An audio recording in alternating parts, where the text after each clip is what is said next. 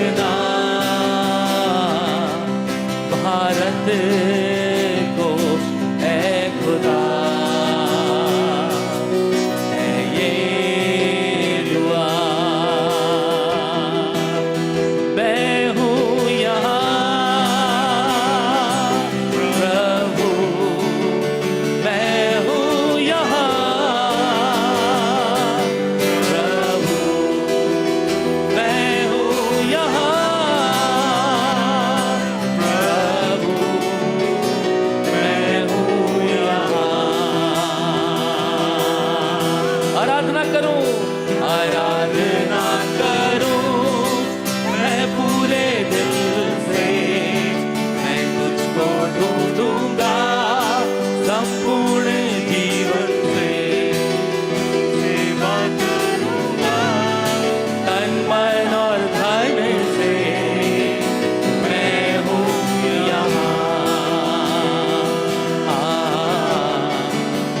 मैं हूँ यहाँ। हाँ प्रभु जी, मैं हूँ यहाँ, मैं हूँ यहाँ प्रभु, मैं हूँ यहाँ प्रभु, मैं हूँ यहाँ प्रभु, मैं हूँ यहाँ।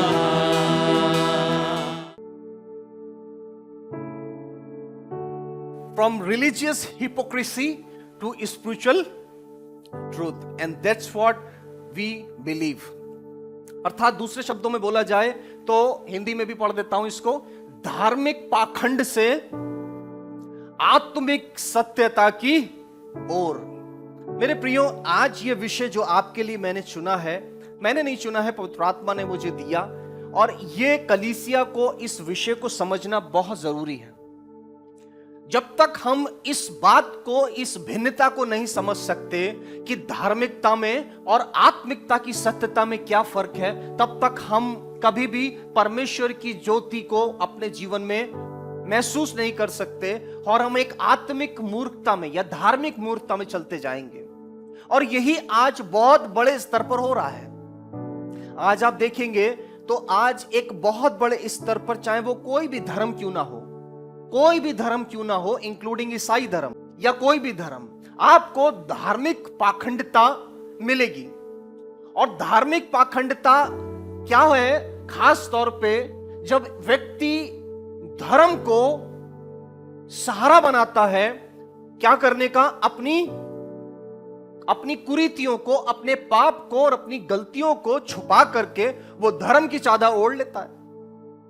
और ये सबसे आसान तरीका है, सबसे आसान तरीका है अपने आप को छुपाने का, धर्म। और आपको मैंने कई बार इस बात को बोला है, बताया भी है कि मैं आपको जब प्रचार करता हूं, मेरा मकसद कहीं से कहीं तक नहीं है कि मैं आपको और भी ज्यादा धार्मिक बनाऊं, क्योंकि आप बहुत धार्मिक हैं, आप धर्म के बारे में अच्छी शिक्षा जानते हैं, आप धर्म के विषय में बेहतर जानते हैं। लेकिन जब भी मैं प्रचार करता हूं, मेरी कोशिश रहती है कि मैं बात करूं आपसे आत्मिक सत्यता की। What is the spiritual truth? आत्मिक सत्यता क्या है? धार्मिक पाखंड से आत्मिक सत्यता की ओर। This is called the true transformation. यही है जो असल बदलाव को करता। अक्सर हम क्या बोलते हैं? पाप से पुण्य की ओर। यही तो हम कहते हैं ये पापी था, अब ये बड़ा धार्मिक हो गया है साहब। लेकिन आपको मालूम है उस पापी का धार्मिक होना यह आसान है, लेकिन एक धार्मिक का आत्मिक होना बहुत कठिन है। क्योंकि धार्मिक ये मानेगा ही नहीं कि उसके अंदर कोई कमियां हैं, क्योंकि उसने तो धार्मिकता का चोला उड़ रखा है। सिर्फ पापी व्यक्ति, एक समय ऐसा आता है जब वो मानता है कि वो पापी है, और वही जो वो मान लेता है कि वो पापी है, परमेश्वर की दृष्टि में वही उसका अंगीकार उसके लिए आशीष का कारण बनता है, और प्रभु उसको क्षमा करता है। प्रभु यीशु मसीह जब इस संसार में थे और वो जब प्रचार करते थे, तो प्रभु यीशु मसीह ने बोला कि वैद्य की जरूरत किसको है? मरीजों को है, रोगियों को है। अर्थात जो व्यक्ति ने माना ही नहीं कि वो रोगी है, तो उसको वैद्य की जरूरत ही नहीं होगी। और यही प्रॉब्लम थी जिसके वजह से प्रभु यीशु मसीह ने जब प्रचार किया, तो प्रभु यीशु मसीह ने धार्मिक पाखंड को बहुत ज्यादा टारगेट किया। प्रभु यीशु मसीह ने कभी भी किसी पापी के साथ कोई एनकाउंटर नहीं किया, ना उनके साथ कोई वाद विवाद किया। प्रभु यीशु मसीह का डायरेक्ट जो कन्वर्सेशन होता था, जो प्रभु यीशु मसीह की वैचारिक लड़ाई थी, वो सिर्फ धार्मिक लोगों के साथ थे। आप देखिए, पापियों के साथ तो वो बैठता था, पापियों के साथ खाना खाता था। पापी जक्कई के घर में जाकर के खाना खाने लगा। पापी ने स्त्री को अलाउ कर दिया कि वो उसके पास आकर उसके पैरों को संगमरमर के तोड़ करके उसमें से इत्र से पैर धो रही है। पापी उसके आसपास थे, वो पापियों के आसपास था। लेकिन प्रभु यीशु मसीह धार्मिक लोगों के साथ, जो उस समय धर्म का पाखंड करते थे, प्रभु यीशु मसीह की लड़ाई उन्हीं से थी। क्योंकि प्रभु यीशु मसीह परमेश्वर से प्रेम का पैगाम लाया था, क्योंकि प्रभु यीशु मसीह स्वयं माफी बनकर आया था, क्योंकि प्रभु यीशु मसीह अनुग्रह बनकर आया था, अनुग्रह देने आया था। और यहां पर हम उसी चीज को देखेंगे आज कि सब्त के दिन, एक सब्त का दिन था। सब्त का दिन बहरहाल कौन सा होता था, कोई बताएगा? शनिवार। यहूदी प्रथा के अनुसार शनिवार को ही आराधना करते हैं वो लोग, जिसको वो लोग सब्त का दिन बोलते हैं। और मूसा की व्यवस्था के अनुसार सब्त के दिन कोई भी काम करना अवैध था। व्यवस्था के अनुसार कोई भी कार्य करना सब्त के दिन अवैध था। अच्छा, यहां पर वही समय चल रहा है। अभी प्रभु यीशु मसीह आ गए हैं, लेकिन ये जो समय चल रहा है यहूदियों का ही समय है, क्योंकि प्रभु यीशु मसीह खुद यहूदी थे और यहूदियों के बीच में प्रभु यीशु मसीह इस काम को कर रहे हैं। अब यहां पर एक दिन सब्त के दिन जब आराधनालय में प्रभु यीशु मसीह उपदेश दे रहे थे, तो क्या हुआ? वहां पर उपदेश देते समय उपदेश कर रहा था प्रभु, और वहां एक स्त्री थी जो 18 वर्ष से बीमार थी। ठीक है ना, 18 वर्ष से जो थी वो दुर्बल करने वाली दुष्टात्मा उसके साथ लगी थी। और देखिए, उस दुष्टात्मा ने उसको क्या बना दिया था? कुबड़ा बना दिया था। अब कुबड़ी स्त्री जो थी वो आराधनालय में बैठी है, और आराधनालय में वो क्या सुन रही है? प्रभु यीशु मसीह के उपदेशों को सुन रही है। अब प्रभु यीशु मसीह के उपदेशों को सुनते सुनते प्रभु की निगाह पड़ी इस स्त्री पर, और स्त्री को प्रभु यीशु मसीह ने खुद बुलाया। ये स्त्री प्रभु यीशु मसीह के पास नहीं गई, प्रभु यीशु मसीह ने इस स्त्री को खुद बुलाया, क्योंकि प्रभु आज इस स्त्री को चंगा करके एक नई कार्य को प्रारंभ करना चाहता था, एक विडंबना को तोड़ना चाहता था। आज वो इनके पाखंड को सबके सामने उजागर करना चाहता था। और आज जो प्रभु यीशु मसीह का मिशन है, आज सब्त के दिन इस समय पर प्रभु यीशु मसीह का मिशन है कि वो कैसे लोगों के पाखंड को पब्लिक के सामने लाए। और देखिए पाखंड की कैसे प्रभु खुलासा करता है।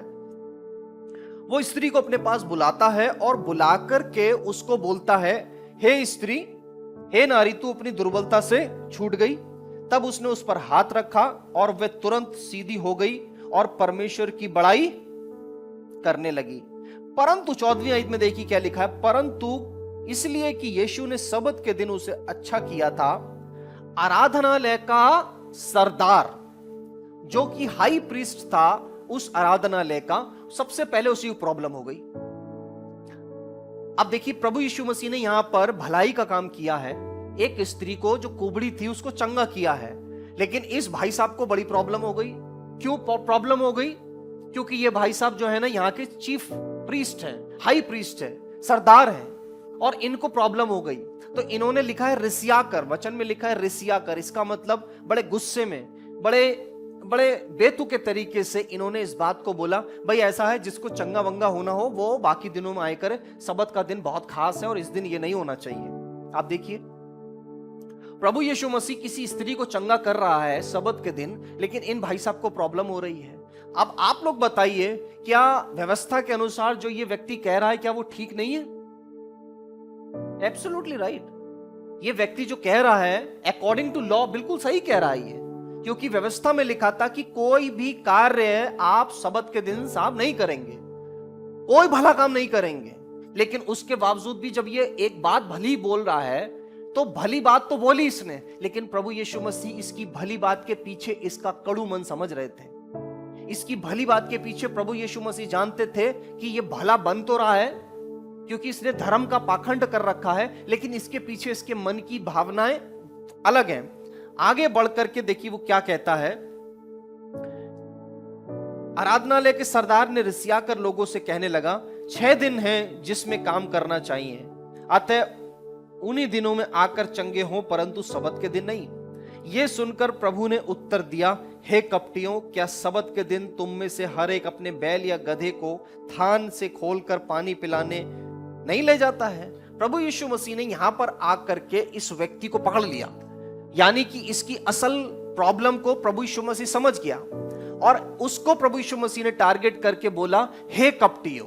देखिए वर्ड क्या इस्तेमाल किया है, हे कपटियों, क्या तुम लोग सबत के दिन अपने बैलों को, अपने गधों को पानी पिलाने नहीं लेके जाते हो क्या? क्या तुम लोग ये काम सबत के दिन में नहीं करते हो क्या? जब मैंने इस स्त्री को ठीक करा है तो तुमको समस्या हो रही है। असल में उनको प्रॉब्लम यह थी कि वो जो धार्मिक लोग थे, जो धर्म का पाखंड करते थे, उनको इस बात की समस्या होती थी कि कोई भी कार्य अगर प्रभु यीशु मसीह करता था, अगर कोई काम प्रभु यीशु मसीह करता था जो उनके समझ से परे था, तो वो उस कार्य को गलत साबित करने के लिए वो कोई ना कोई नई नई अड़ंगे लेकर आते थे। और आज वो यहां पर एक नया अड़ंगा लेकर आते हैं, कहते हैं कि साहब ये काम सबत पे दिन करना उचित नहीं है, ये तो बाकी दिनों में होना चाहिए। लेकिन प्रभु यीशु मसीह ने क्या बोला, हे कपटियों, क्या सबत के दिन तुम में से अपने बैल या गधों को कोई थान खोलकर पानी पिलाने नहीं ले जाता है? तुम कपटी हो, तुम्हारे मन में चोर है। तो क्या उचित नहीं था कि यह स्त्री जो अब्राहम की बेटी है, जिसे शैतान ने 18 वर्ष से जकड़ रखा था, सबत के दिन इसका बंधन से छुड़ाई जाती? इन फक्की फरीसियों का, इन शास्त्रियों का एक बड़ी समस्या थी, और वो समस्या ये थी कि इन्होंने धर्म को आड़ बना करके, व्यवस्था को आड़ बना करके उसके पीछे खुद ये उस व्यवस्था के विरोध में काम करते थे, लेकिन अपनी भलाई लोगों को दिखाने के लिए, या फिर अपने भले कामों को लोगों को दिखाने के लिए, या लोगों के ऊपर अपना अधिकार दिखाने के लिए, ये अपनी भले कामों के पीछे, अपने धार्मिकता के पीछे, अपने धार्मिक पाखंड के पीछे ये सारे वो बुरे बुरे काम किया करते थे। जैसे कि अभी प्रभु यीशु मसीह ने इनकी यहां पर पोल खोल दी कि तुम खुद तो यहां पर अपने गधों को, भेड़ बकरियों को पानी पिलाते हो, और इनको यहां पर मना कर रहे हो कि सबत के दिन ये चंगी भी नहीं होनी चाहिए। क्यों भाई, क्यों नहीं होनी चाहिए? क्या ये इब्राहिम की बेटी नहीं है?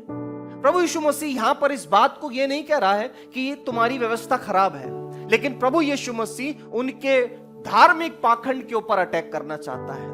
उनके धार्मिक हिपोक्रेसी, जिसको हम लोग बोलते हैं रिलीजियस हिपोक्रेसी, के ऊपर प्रभु यीशु मसीह अटैक करता है। और वो इस बात को कहता है कि तुम लोग कपटी हो, तुम्हारा मन कपटी है। क्योंकि इन लोगों की आदत थी, ये अपनी आदत से मजबूर थे। ये प्रभु यीशु मसीह के साथ ही नहीं, लेकिन इन्होंने सारे समाज को भ्रम में डाल रखा था। सारे यहूदी समाज को इन्होंने भ्रमित कर रखा था। सारे यहूदी समाज को झूठा बात बता करके, अपनी तरफ से मनगढ़ंत कहानी बता कर को डरा रखा था, धमका रखा था, ताकि उनसे अच्छा टैक्स वसूल सके, ताकि उनसे सारे फायदे उठा सके। लोगों को तो मालूम नहीं था क्या सत्य है क्या असत्य है। लोग इसी चीज में जी रहे थे, वो धर्म का पालन करने में लगे हुए थे। लेकिन ये जो धार्मिक लोग थे, जो धर्म को सिखाते थे, वो खुद धार्मिकता की आड़ में धार्मिकता के सारे विरोध के काम किया करते थे, और धार्मिकता के विरोध के काम कर करके दूसरों को डरा कर, भ्रमित करके और धमका कर रखा करते थे, ताकि उनके चंगुल से कोई बाहर ना निकल जाए। लेकिन यहां पर प्रभु यीशु मसीह आते हैं। प्रभु यीशु मसीह का आने का मकसद ही यह था कि सब लोग आजाद हो जाएं, ना कि सिर्फ पाप से, लेकिन बंधनों से भी। और कैसे बंधनों से? धार्मिक बंधनों से भी आजाद करने प्रभु यीशु मसीह आया। प्रभु यीशु मसीह यहां पर जब आया है, देखिए तो प्रभु यीशु मसीह वही लॉ, जिस लॉ को स्वयं प्रभु यीशु मसीह पालन करने आया था, उसे पूरा करने आया था, आज उसी लॉ को नल एंड वॉइड कर रहा है अपने एक्शन से। उन लॉ को खत्म कर रहा है अपने एक्शन से। वचन में लिखा है, लॉ में लिखा है कि भाई तुम कोई काम मत करना, लेकिन प्रभु यीशु मसीह कर रहे हैं। क्यों कर रहे हैं? क्योंकि वो इस बात को दिखाना चाहते हैं कि व्यक्ति का मानसिक रीति से, हार्दिक रीति से, मन से उसका स्वच्छ होना ज्यादा जरूरी है, बजाय इसके कि वो धार्मिकता की चादर ओढ़ करके सारे उल्टे सीधे कामों से अपने मनों को गंदा करके रखे। और प्रभु यीशु मसीह का यही टारगेट था। जब प्रभु यीशु मसीह आए, उनका आने का मिशन यह था कि लोग आजाद हो जाएं, धार्मिकता के उस बंधन से, श्रापों से, पाप से आजाद हो जाएं। और आज प्रभु यीशु मसीह ने इस स्त्री को आजाद कर दिया। यह स्त्री दो तरीके से आजाद हुई है। एक तो पहली चीज इसकी बीमारी से आजाद हुई है, और दूसरी चीज ये आज धार्मिकता से भी आजाद हो गई। इसको धार्मिकता से भी इसको इनगल्प करके रखा गया था, इसको धार्मिकता से झूठ और फरेब के अंदर दबा के रखा गया था, इसके हकों को मारा गया था। मेरे प्रियो, परमेश्वर का वचन जब मैं पढ़ता हूं और आज आपके सामने कुछ ही देर शेयर करूंगा, मैं बहुत ज्यादा समय नहीं लूंगा, इसलिए ध्यान से सुनिएगा, कान से और ध्यान से सुनिएगा। जब प्रभु यीशु मसीह यहां पर इस बात को, इस छोटी सी घटना को प्रकट करते हैं, उस स्त्री को चंगा करते हैं, वो डायरेक्टली उस व्यक्ति से बोलते हैं कि हे कपटियों, क्या सबत के दिन तुम में से हर एक अपने बैल या गधे को थान से खोलकर पानी पिलाने नहीं ले जाता है? जब तुम खुद सबत के दिन काम करते हो, तो आज इस स्त्री के चंगा होने पर तुम क्यों दुख अदा कर रहे हो? आज तुम इसके चंगा होने से तुम क्यों परेशान हो गए? प्रभु यीशु मसीह को मालूम था, क्योंकि इनका दिल, इनका मन कठोर है। प्रभु यीशु मसीह को मालूम था ये मन से बहुत ही गंदे हैं। प्रभु यीशु मसीह को मालूम था इनका मन किसी के प्रति प्रेम से भरा नहीं है। प्रभु यीशु मसीह को मालूम था इनके मन के अंदर सारी गंदगियां हैं, दुष्टता भरी पड़ी है, लेकिन ऊपर से ये क्या करते हैं? धार्मिकता की चादर ओढ़ करके दूसरों को भ्रमित करते हैं, दूसरों के हक को मारते हैं, दूसरों को नीचा दिखाते हैं, दूसरों के साथ गलत गलत काम करते हैं। प्रभु यीशु मसीह ने बोला, हे कपटियों, तुम क्यों इतने परेशान हो रहे हो? मेरे प्रियो, कई बार मसीह जीवन के अंदर भी ये होता है, ये मसीह जीवन के साथ भी होता है।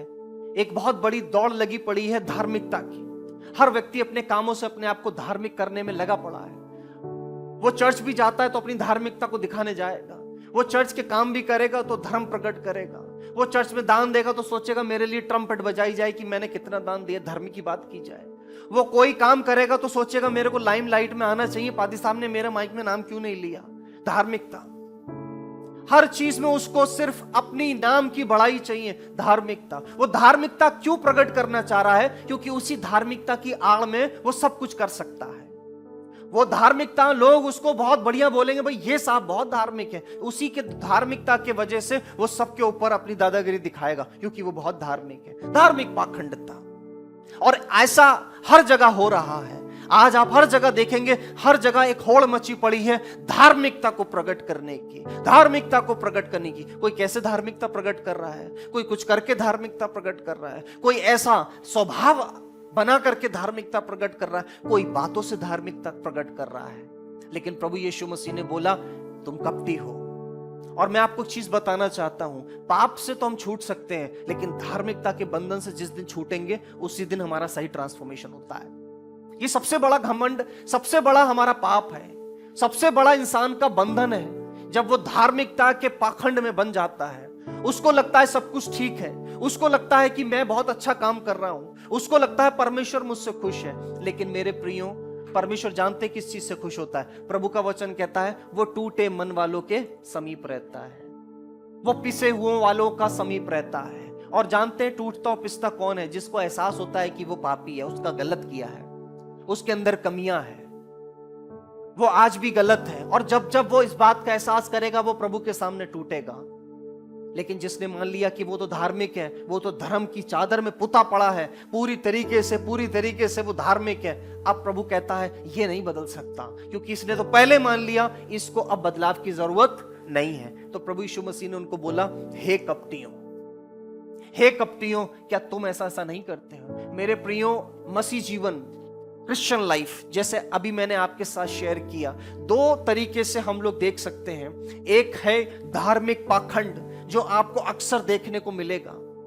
आप लोग हर जगह आपको धार्मिक पाखंड की चीजें, पाखंडता दिखाई देगी। वो हर धर्म और जाति में है, हमारे मसीहों के अंदर भी है। चाहे वो पास्टरल लॉबी हो, चाहे वो हमारी कांग्रीगेशन हो, आपको हर जगह हर लोगों के अंदर पाखंड नजर आएगा।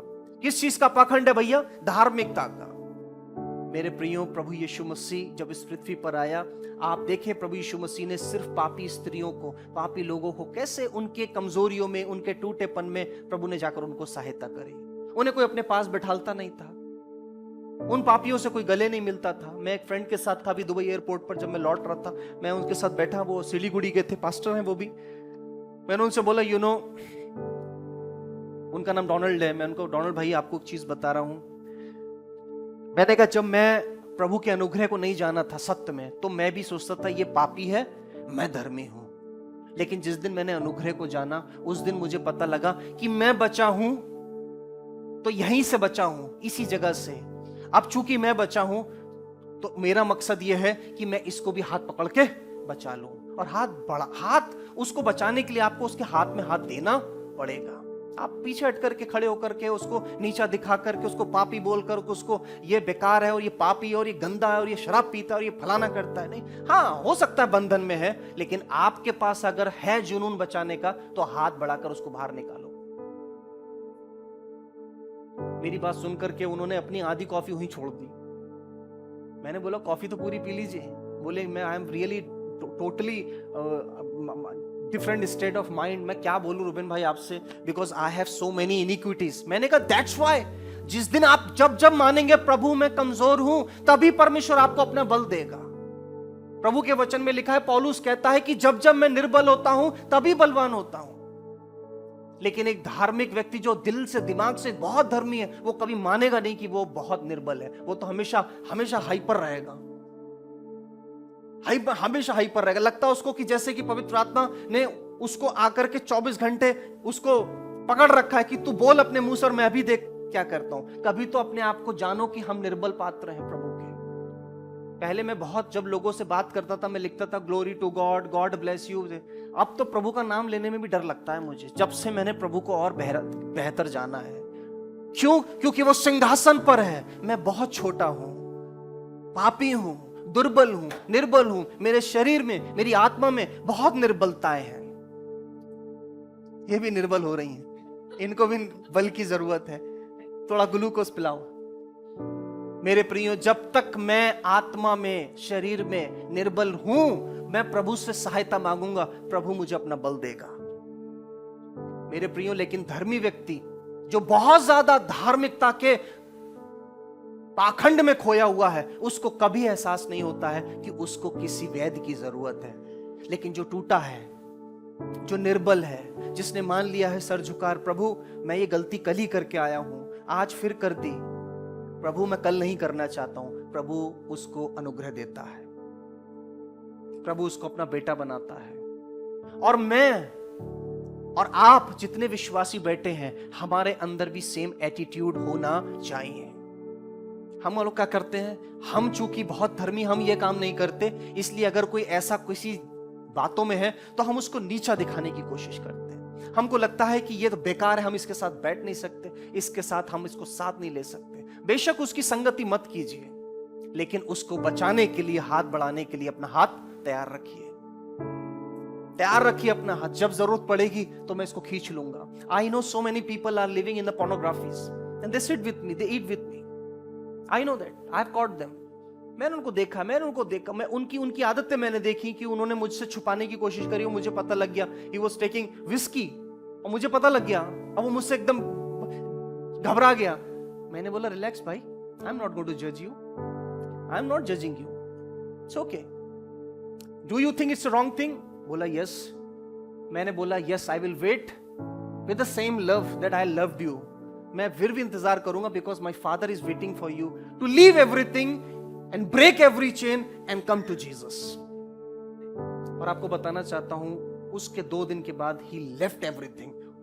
जो चीज मेरा प्रचार नहीं कर सकता था, मेरे प्यार ने कर दिया। You should love people. प्रभु यीशु मसीह संसार में आया ताकि पापियों से प्यार करें। हमारे धर्म ने हमने शिक्षा दी है कि जो पापी है उनको भगाओ, उन्हें चर्च में आने की अनुमति नहीं है, उनको वर्शिप कराने की अनुमति नहीं है। लेकिन मेरी टीचिंग अलग है, जो सबसे ज्यादा पापी है उसको सबसे आगे लेकर आओ। Let him use for the glory of God, because the Father who is seated on the throne, उसके हाथ में जजमेंट है। ही इज द जज, आई एम नॉट अ जज, आई एम नॉट गोइंग टू जज। दैट टाइम विल कम, एक समय आएगा जब खुद उसका मन रिपेंट करेगा and he will be free from the chains. वो खुद अपनी चेन खुद तोड़ देगा। That's called the real transformation. मेरे प्रियो, प्रभु यीशु मसीह ने यहां पर क्या बोला? हे कपटियों, क्या सबत के दिन तुम में से हर एक अपने बैल या गधे को थान में खोलकर पानी पिलाने नहीं ले जाता? सो जब दूसरे को तुम उंगली उठा रहे हो, पहले खुद तो देख लो क्या करते हो। मेरे प्रियो, आप और मैं इसलिए बुलाए गए हैं ताकि हम परमेश्वर के अनुग्रह में जिए। हेलो, हम इसलिए बुलाए गए हैं कि हम परमेश्वर के अनुग्रह में जिए। कैसे जिए? रात दिन हम परमेश्वर के अनुग्रह को याद करते रहे कि मैं मर जाता लेकिन उसके तरस ने बचा लिया। यह है उसके अनुग्रह में जीना। मैं बर्बाद हो जाता लेकिन उसके अनुग्रह ने बचा लिया, उसके तरस ने बचा लिया। उसके लिए एहसानमंद होकर आपके जीवन में अगर कोई बड़ा काम कोई कर देता है और आप सालों तक याद रखते हैं, यार उस बहन ने फलाने दिन मुझे बचा लिया, वरना मैं उस दिन मेरे साथ क्या हो जाता। तो आप क्या रहते हैं? हमेशा एहसान में दबे रहते हैं। परमेश्वर ने आपको अनुग्रह से बचा लिया, आप जीवन भर उसके अनुग्रह में नम्र और दीन बने रहे। प्रभु नहीं होता तो मैं उस दिन खत्म, प्रभु नहीं होता मैं बर्बाद। जब प्रभु ने आपको अब तक बर्बाद होने नहीं दिया तो आप प्रभु के अधीनता में रह करके घमंड नहीं कर सकते। आपको नम्र और दीन होकर के और नम्र और दीन होते रहना पड़ेगा। जितना हम नम्र और दीन होते जाएंगे उतना परमेश्वर का अनुग्रह बहुतायत से पाते जाएंगे। अगर आप इतने धर्मी हैं कि लोग आपको छोड़कर जा रहे हैं, that is a great failure. Don't be so righteous that people start living you. इतने धर्मी कभी मत बन जाना कि लोग आपको छोड़ के जाने लगे क्योंकि उन्हें लगे कि ही इज वेरी राइचियस और मैं बहुत पापी हूं। आप मैग्नेटिक बनिए, उनको लगे कि मैं कुछ भी करूंगा लेकिन ये नहीं छोड़ेगा, ये बंदा ऐसा है। That's call your win win story. और प्रभु आपको वैसी बनाना चाहता है। प्रभु खुद ऐसा बना। प्रभु जो परम प्रधान परमेश्वर पवित्रता में निवास करने वाला जब पुत्र बनकर हमारे बीच में आया, देन ही गेव हिमसेल्फ, उसने अपने आप को शून्य कर दिया ताकि वो आपके और मेरे जैसे पापियों के साथ बैठकर खाना खा सके। जिस जक्कई के घर में कोई सामने से निकलना नहीं चाहता था, उसके घर में प्रभु यीशु मसीह ने बोला, I am going to come with you and sit with you and have dine with you. Can you do that? क्या हम कर सकते हैं ऐसा? If Jesus can do it, I can do it. If Jesus can do it, we all should do it. अगर हमें अनुग्रह मिला है तो हम दूसरों के ऊपर हेकड़ी ना दिखाएं। हमें अनुग्रह मिला है, हम दुगना अनुग्रह दूसरों पे करें। दूसरा विश्वास में हिल रहा है, कोई बात नहीं, उसको अपने साथ ले लो। दूसरा अच्छे से काम नहीं कर पा रहा है, ठीक है, मैं तुझे सिखाऊंगा, तुम ऐसे करना सीखो। Don't try to. प्रभु यीशु मसीह अगर ऐसे करता तो हम सब नाश हो जाते। प्रभु ने हमें ऐसे किया, अपनी बाहों में भर लिया, हमें अनुग्रह दिया, हमसे प्रेम किया। हमारी कमियों के ऊपर उसने दुखती नसों पर हाथ नहीं रखा, परंतु उसने अपने लहू से हमारी दुखती रस को भी छुपा दिया और कह दिया, मैंने तेरे सारे पाप जो तू खुद याद नहीं करना चाहता, मैंने क्रूस के पीछे डाल दिए हैं, अब तू भी याद मत करना, मैं तेरा हूं। हालेलुया। कितना प्यारा प्रभु है हमारा, कितना प्रेम करने वाला प्रभु है। Look at this.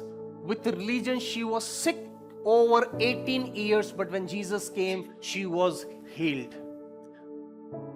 धार्मिकता के वजह से वो 18 साल से बीमार थी, लेकिन प्रभु यीशु मसीह आया, एक ही बार में हील हो गई। हालेलुया। हम धार्मिकता में रहेंगे, बीमार रहेंगे। When Jesus comes, we are healed. यहां पर एक गाना भी हम लोग गाते हैं, हालात बदल जाते हैं यीशु तेरे आने से। यस, धार्मिकता में रहेंगे, हालात वैसे ही रहेंगे, आप कड़कड़ाते रहेंगे, मैं इतना धार्मिक ये कर रहा हूं, लेकिन जिस दिन यीशु आएगा हालात बदल जाते हैं। Because you becomes totally new creation. You are totally transformed because Jesus has come, because Messiah has come, because friend has come, because father has come, because brother has come. Hallelujah. With religion she was sick over 18 years.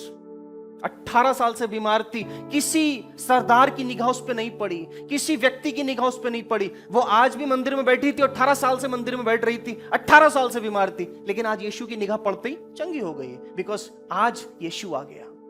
वो जक्कई पिछले कितने वर्षों से चुंगी ले रहा था और लोगों की नफरती निगाहों का शिकार था, लेकिन एक बार यीशु की निगाह पड़ी। यीशु ने बोला, जक्कई नीचे उतरिए, आज तेरे घर खाना खाऊंगा। उसी दिन यीशु ने बोला, आज इस घर में उद्धार आ गया है। You need Jesus entry in your life. You need Jesus in your life.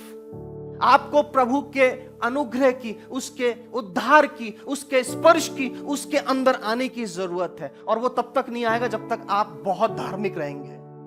आप धर्म को निकालिए, तब आत्मिक सत्यता अपने आप स्थान ले लेगी। हालेलुया। प्रभु यीशु मसीह ने बोला उससे, हे कपटियों, क्या तुम सबत के दिन हर दिन अपने बैल या गधों या थानों खोल करके पानी नहीं पिलाने लेके जाते हो? तो क्या ये उचित ना था कि ये स्त्री जो अब्राहम की बेटी है, जिस शैतान ने 18 वर्ष से बांध रखा था, सबत के दिन इस बंधन से छुड़ाई जाती? जब उसने ये बातें कही तो उसके सब विरोधी लज्जित हो गए। Hallelujah. Every person who was there opposing Jesus, वो सब लज्जित हो गए और सारी भीड़ उन महिमा के कामों को जो वह करता था उससे आनंदित हो गई। हालेलुया। अगर आपको आज लगता है कि you are sick anywhere, you been struggling with a certain sin in your life, कोई ऐसा पाप है जिससे आप स्ट्रगल कर रहे हैं, over many many many many years, you will continue to do that. No matter कितना भी आप धार्मिक काम करें, कितने भी आप धार्मिक पाखंड करें, धार्मिक धार्मिक धार्मिक धार्मिक पाखंडता होती जाएगी, उसके पीछे सब गलत हो रहा है। लेकिन एक बार प्रभु यीशु मसीह से खुला एनकाउंटर होने दीजिए, प्रभु आएगा, सारे हालात बदल देगा। वो नहीं जानता कि आप दर्द में हैं? क्या वो नहीं जानते आपका दिल कहीं ना कहीं दर्द में रहता है? क्या वो नहीं जानता जिसने आपको माता के गर्भ में रचा है कि आपका कौन सा जख्म कहां दर्द कर रहा है? और हम लोगों से छुपाए घूमते रहते हैं फेक स्माइल्स में। हम लोगों से छुपाते हैं फेक स्माइल्स के द्वारा, अपने काम को दिखाकर, अपनी योग्यता को दिखाकर, अपने धन संपत्ति को दिखाकर, अपनी स्माइल्स को दिखाकर हम बैंडेज पर बैंडेज पर बैंडेज लगाते रहते हैं। सारे क्रैक्स हैं, but Jesus comes, takes off every bandage. प्रभु आता है, सारी बैंडेज हटाता है, अपना लहू लगाता है, एंड यू आर हील्ड। पूरी तरीके से चंगाई। धार्मिकता के आप चक्कर में पड़ेंगे तो धार्मिक से पाखंडता होगी, सिर्फ कुछ नहीं है। लेकिन अगर सत्य को जानेंगे तो सत्य स्वतंत्र कर देगा। और आपको सत्य की जरूरत है, आपको मुझे सत्य की जरूरत है। और सत्य कौन था? मेरा मसीह बनकर के इस पृथ्वी पर आया। हालेलुया।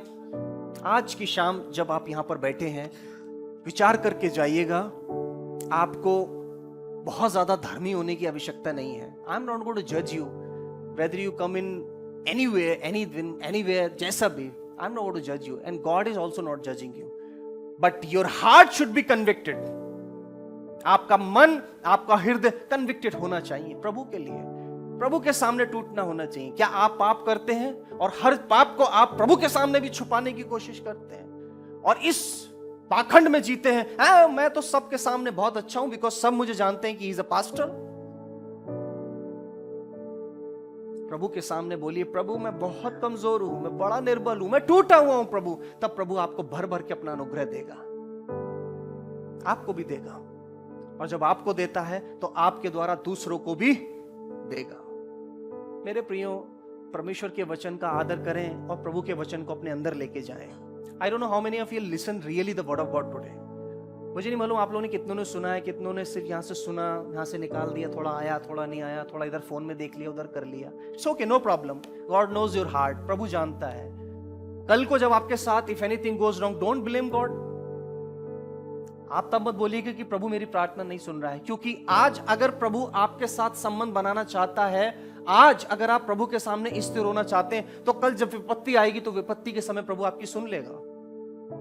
लिखा है ना वचन के अंदर कि विपत्ति के समय परमेश्वर सहजता से मिलने वाला परमेश्वर है। But if you are playing with the God, अगर आप परमेश्वर के साथ आज भी you play, you take easy, अरे मुझे बहुत मालूम है, 20 साल से प्रभु में हूं, मैं 50 साल से प्रभु में हूं, मैं 15 साल से प्रभु, मैं 10 साल से प्रभु हूं, आई नो एवरीथिंग, मेरे पास बहुत पैसा है, मेरा बिजनेस, मेरी नौकरी और मेरा बाप दादों का पैसा बहुत है, मेरा बतेरा है। मैं आपको इस बात को बताना चाहता हूं, जब परमेश्वर दे सकता है तो परमेश्वर रातों रात ले सकता है। He can strip down everything from you, और उनको दे सकता है जिनके पास नहीं है। तो प्रभु के दया में और डर के रहिए उससे। उसने आपको अपना अनुग्रह दिया है, उस अनुग्रह को रिसीव करें। Just find out his grace in your life. मेरे प्रियो, हालात बदलेंगे आपके, हालात बदलेंगे आपके परिवार के, हालात बदलेंगे आपके बच्चों के, हालात बदलेंगे आपकी पीढ़ी के। और अगर प्रभु यीशु मसीह नहीं आया तो हालात बिगड़ेंगे और बिगड़ेंगे और बिगड़ते चले जाएंगे। गारंटी है इस बात की। मैंने आपको कई बार उदाहरण दिया है, जब हालात बिगड़ना शुरू होते हैं तो वो पूरी पूरी पीढ़ी बर्बाद कर देते हैं, लेकिन जब हालात बन जाते हैं, जब यीशु आता है उस पीढ़ी में, तो सारी पीढ़ियां प्रभु में संभल जाती हैं। Hallelujah. So just think about it. मैं हमेशा आपको प्रचार करता हूं, सिर्फ आपके लिए नहीं, आपके बच्चों के लिए, उनके बच्चों के लिए और आने वाली पीढ़ी के लिए। You have to live for them. क्योंकि आप जितने यहां बैठे हैं, पुरुष जितने मेल्स बैठे हैं, you have seed in you, आपके अंदर बीज है आपकी पीढ़ी का। If you are blessed, your seed will be blessed. If you are cursed, your whole पीढ़ी, आपकी सारी पीढ़ी कर्स हो जाएगी।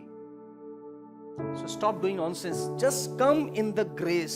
प्रभु, आज मैं टूट कर आता हूं, तेरे सामने अपने आप को तोड़ता हूं प्रभु। मैं जानता हूं प्रभु जी, मुझे धर्म नहीं बचा सकता, मुझे मालूम है प्रभु जी, मुझे कोई नहीं बचा सकता, लेकिन हां प्रभु, तू बचा सकता है। प्रभु के पास आकर के बोले, प्रभु तू बचा सकता है।